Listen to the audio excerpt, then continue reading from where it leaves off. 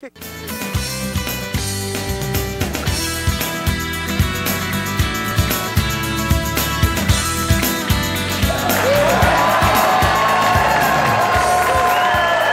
to have you with us. I'm Paul Kennedy. Please greet a legend, the Rocket, Roger Clemens. What did you want when you began? Well, I wanted to get to the majors as quick as I could so I could strike out Reggie Jackson, to be honest with you. And I tell Reggie that every day. It's great now. I faced him 3 times in that game, and first 2 times I think I struck him out on 7 or 8 pitches. And Throwing heat or what? My hat was turning sideways. I was throwing so hard. And just when they announced him, that was the first time. I think it was my 3rd or 4th start in 1984 in the big leagues where they announced Reggie Jackson. I went through a couple of the hitters.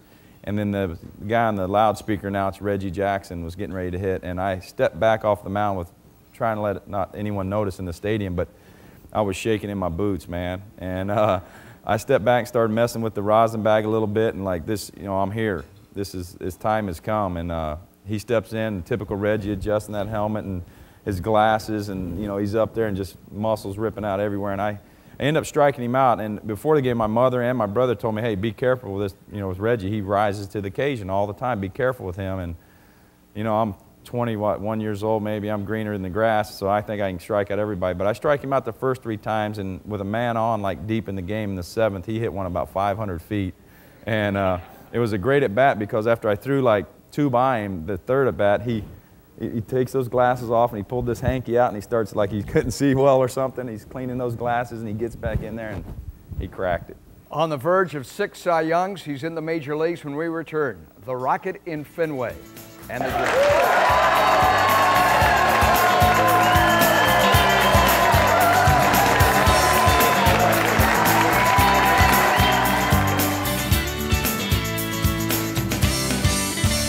What are the Bills doing, taking a guy that might not be able to throw again?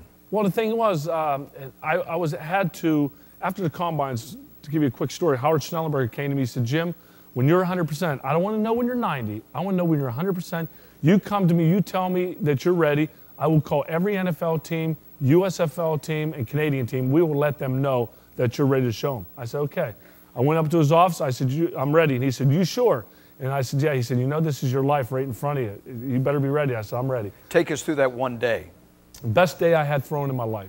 I went out there, of course, just like most of the time before I walked out, I took a quick trip to the bathroom and threw up. And the nerves were, and the stomach was churning a little bit. The whole journey had come down to this next hour and a half. Exactly. That hour and a half I spent out there, I dropped to my knee, a good Catholic boy, said my prayers, went out there, and they had me do the drops, 3, 5, 7-step drops, those 20-yard squares, comebacks, bombs.